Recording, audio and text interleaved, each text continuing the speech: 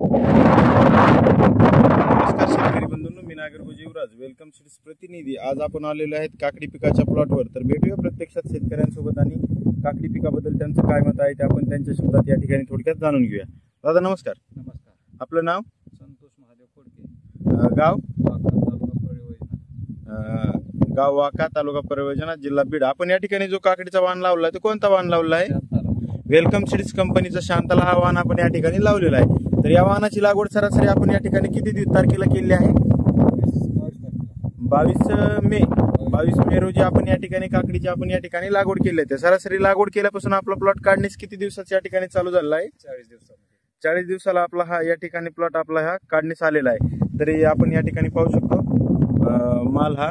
आणि इतर शेतकऱ्यांना तुम्ही वेलकम सीड्स शांतला बद्दल काय सांगू इच्छिता? काकडी कशी आहे, कशी वाटली तुम्हाला? चांगली वाटली मला।